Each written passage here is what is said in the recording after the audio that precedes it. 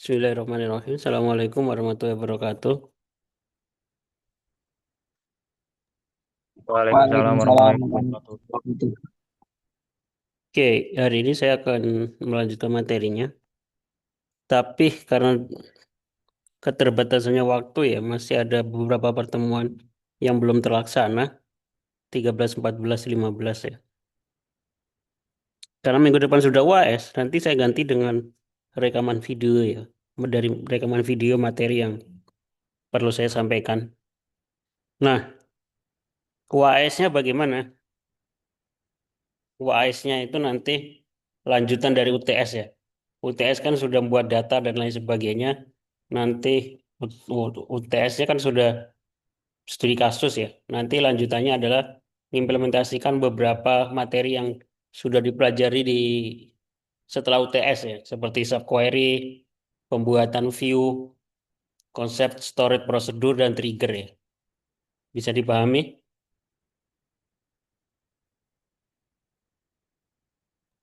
Bisa Pak. Oke, termasuk ini yang akan kita bahas, transaksi control language, yaitu commit dan rollback. Commit dan rollback ini nanti juga dipraktikkan. Apa itu commit dan rollback? Oke, kayaknya di modul, nggak tahu di modul praktiko basis data itu ada nggak materi tentang commit dan rollback? Ada ya harusnya ya.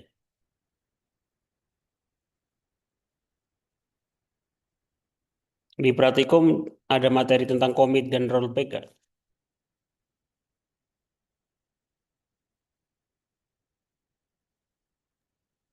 Nggak ada dah Pak. Nggak ada ya. Iya Pak. Nah, saya cek dulu. Kalau nggak ada, seharusnya nanti saya tambahin di modul.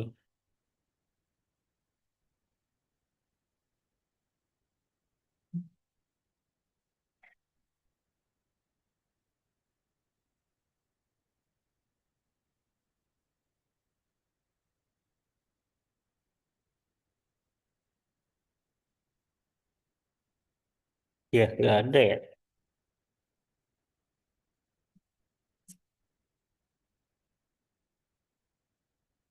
Ya, karena nggak ada nanti saya tanyakan malah di UTS ya, biar paham konsep dan tujuannya. Jadi silakan diperhatikan apa itu commit dan rollback. Abang Commit, lagi ngejob. commit itu digunakan untuk menyimpan transaksi ya. Kalau dalam Microsoft Word atau Office kita kan mengenal Ctrl C, Ctrl Z ya. Nah, commit dan rollback itu Ctrl C, Ctrl Z ya. Jadi saat melakukan perintah DML, ketika kita melakukan insert, update, dan delete, transaksi sebenarnya belum dilakukan secara permanen. Artinya, operasi tersebut dapat bisa di rollback atau dibatalkan. Jadi bisa di restore gitu ya kalau di Windows ini, dikembalikan ke awal. Ketika kita melakukan kesalahan ketika melakukan query insert, update, dan delete. Jika ingin menyimpan transaksi, kita harus melakukan perintah commit. Jadi selama tidak dilakukan commit, kita masih bisa restore, ya. Bisa dibatalkan. Nah, kapan perintah commit itu dibutuhkan? Jika ada yang mengalami kegagalan, maka kita akan mengembalikan seperti ke bentuk semula. Jika tidak ada kesalahan, maka kita harus melakukan perintah commit biar nggak bisa dikembalikan gitu ya. Contoh, ini contoh perintah commit. Untuk melaksanakan perintah commit dan rollback, kita harus tuliskan perintah start transaction terlebih dahulu. Terus kemudian kita lakukan perintah insert, baru kita melakukan commit. Jadi ketika di commit, kita nggak bisa rollback, nggak bisa di restore, nggak bisa dibatalkan perintah insert ini. Jadi,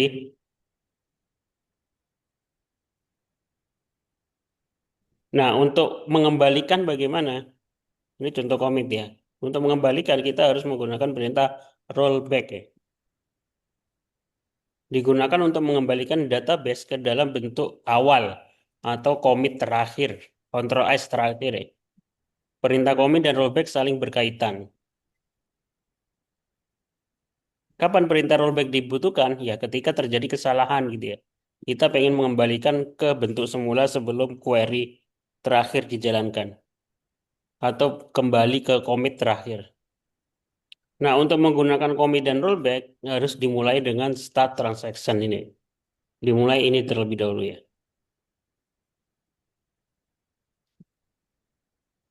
Contoh commit dan rollback itu ini yang sudah saya lampirkan.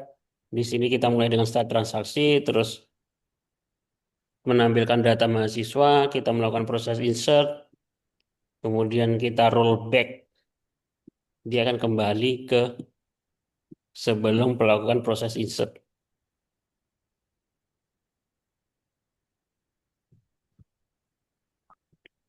Sampai sini bisa dipahami untuk commit dan rollback. Bisa, Nanti Pak. ketika UAS, kalian implementasikan ya sesuai soal. Kalau soalnya disuruh memerintahkan contoh penggunaan commit dan rollback ya, kalian lakukan perintah tersebut terus di screenshot, terus ditampilkan di laporan. Nah, selanjutnya storage prosedur ya. Jadi ini dua pertemuan sekaligus ya. Nanti habis ini ada materi tentang trigger juga. Storage prosedur itu apa? Storage prosedur itu sama dengan fungsi. Kalau di dalam bahasa pemrograman, yaitu supaya kita nggak perlu menuliskan berkali-kali, menuliskan suatu kayak query berkali-kali ya. Karena dia dalam bentuk fungsi, kita juga bisa menuliskan sebuah program atau fungsi Hello World menggunakan query SQL ya. Ini contoh mencetak Hello World di query SQL. Ini diperhatikan. Nah, di sini kita mulai dengan delimiter dolar-dolar. Ini maksudnya apa delimiter? Ini biasanya banyak ditanyakan.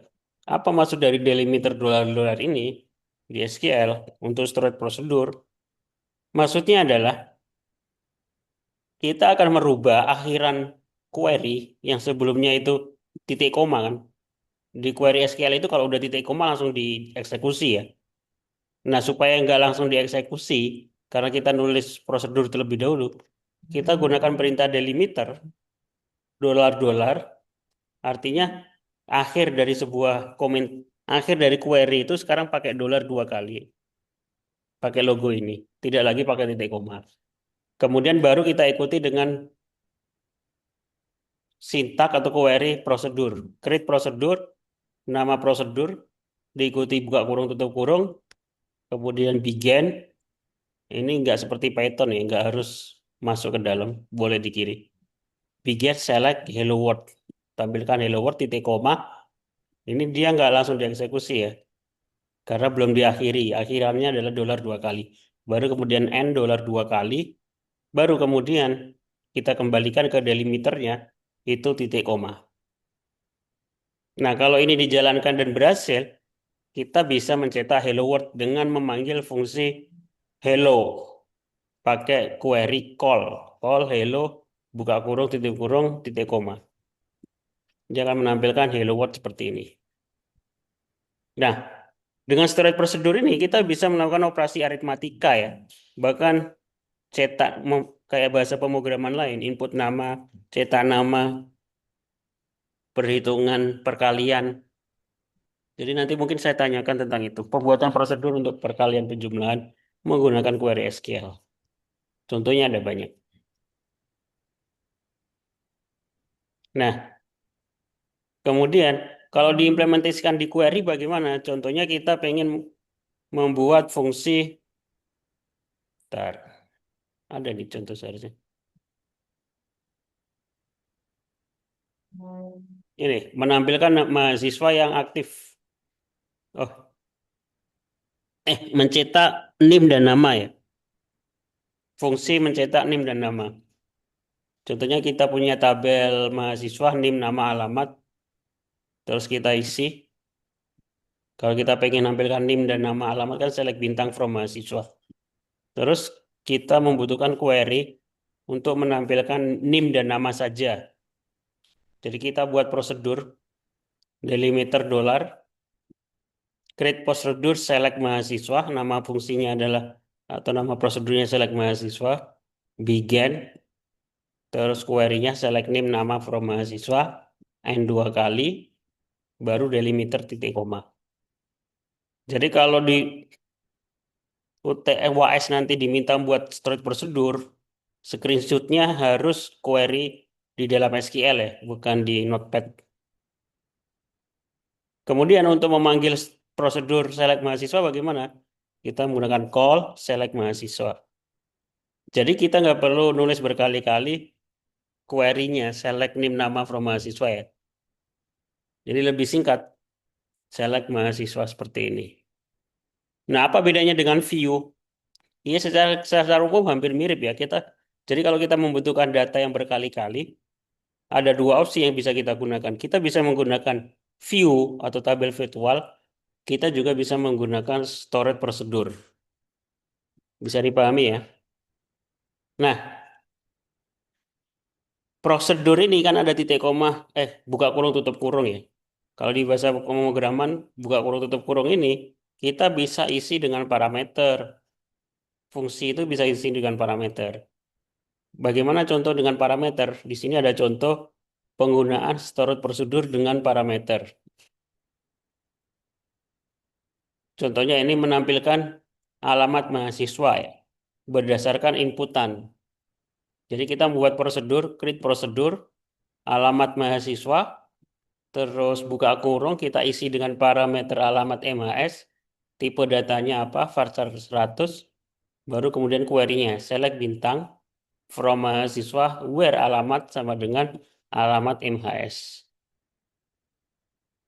and delimiter. Kemudian panggil call, alamat mahasiswa, variabelnya kita isi. Apa gitu ya, select bintang from mahasiswa, where alamat sama dengan ini contohnya Bandung. Berarti dia akan menampilkan NIM sama alamat Bandung. Jadi lebih ringkas. Oke, bisa dipahami? Ada yang ditanyakan sampai di sini?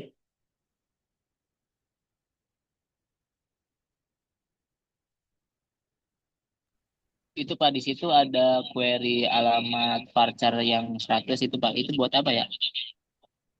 Parameter, deklarasi variabel, iya kan? Ini kan ada parameter alamat di sini. Ini deklarasi variabel untuk where alamat sama dengan alamat MHS ini.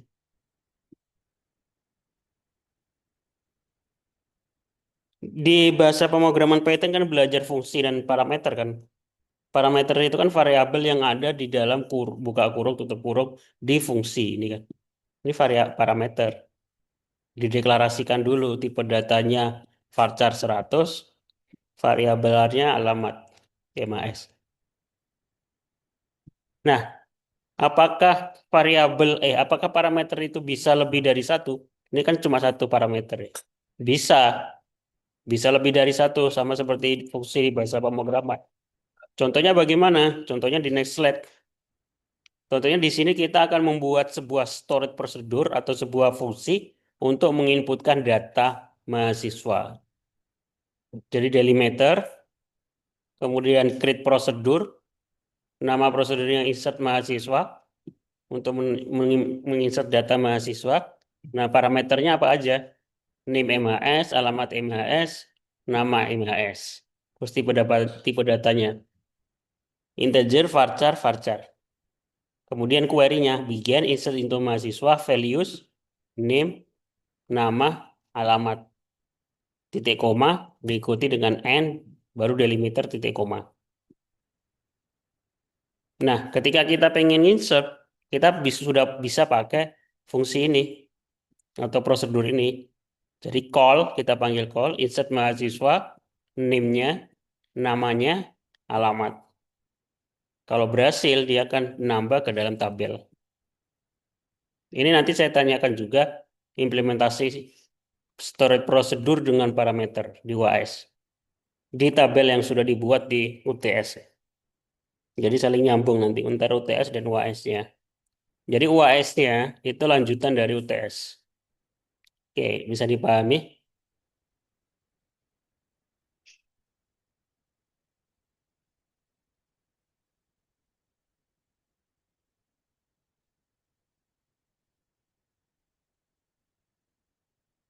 Supaya lebih paham, silakan dipraktekkan ya. Kalau di Meratikum belum dibahas tentang storage prosedur. Materi yang selanjutnya adalah trigger. Saya kira ini pasti dibahas di modul ya, di praktikum. Harusnya sudah praktikum.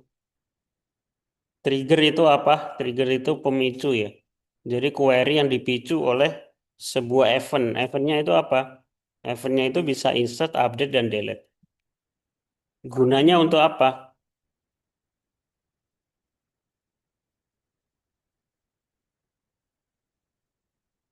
Contoh yang paling umum sering dipakai trigger itu adalah sistem penjualan ya. Untuk entry barang dan stok barang supaya bertambah atau berkurang otomatis.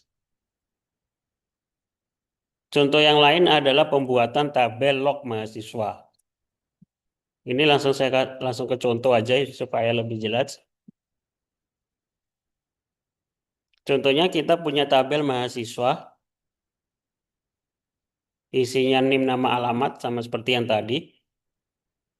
Kemudian kita buat tabel log mahasiswa. Gunanya apa? Gunanya untuk mencatat perubahan pada tabel mahasiswa secara otomatis jika ada perubahan alamat ya. Di sini ada ID, NIM, alamat lama, alamat baru, terus waktu perubahannya. Primary key-nya adalah ID log. ID log ini auto increment. Kemudian itu dimulai dari 1 sampai 100. Pertama kita buat triggernya dulu. Cara pembuatan trigger hampir mirip dalam pembuatan storage prosedur ya. Delimiter dolar, create trigger update alamat mahasiswa, before sebelum terjadi update di tabel mahasiswa on mahasiswa for each row. Ini sintaksnya. Begin, mulai query-nya. Berarti insert into log mahasiswa. Nanti dia akan otomatis melakukan proses insert di tabel log mahasiswa. Kemudian melakukan proses setting atau proses update set name sama dengan all name, alamat lama sama dengan old dot alamat, alamat baru sama dengan new dot alamat. Old sama new ini maksudnya adalah data alamat yang lama, new ini adalah data alamat yang baru diinsert. Terus kolom waktu diisi dengan fungsi now. Fungsi ini now itu sama seperti di spreadsheet atau Excel ya, menyimpan tanggal otomatis, tanggal saat itu. Kemudian end delimiter.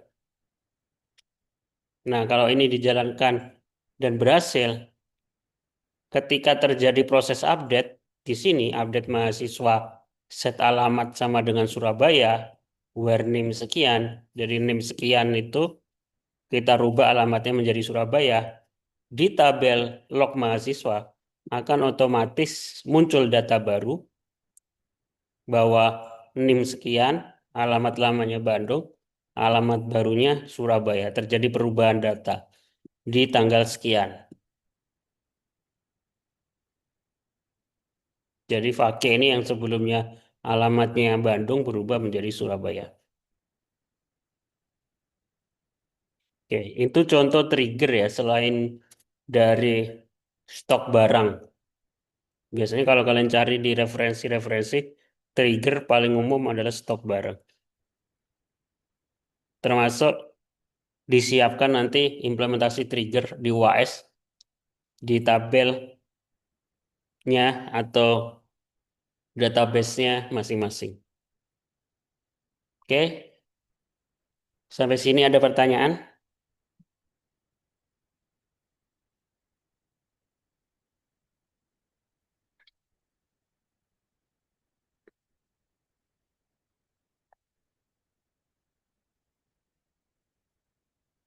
Nggak ada. Kalau nggak ada nanti beberapa hari lagi, mungkin Senin kalau nggak Selasa ya. Kekurangan pertemuan nanti saya ganti lewat video perkuliahan ya. Seperti rekaman perkuliahan yang biasanya saya share habis ini. Oke, terima kasih yang sudah datang. Saya cukupkan. minggu depan kita akan buat UAS ya. Nanti UAS-nya soalnya juga seperti di UTS kemarin yang ambil satu-satu. Terima kasih. Saya akhiri. Assalamualaikum warahmatullahi wabarakatuh. Terima kasih juga Pak. Waalaikumsalam Waalaikumsalam warahmatullahi warahmatullahi wabarakatuh.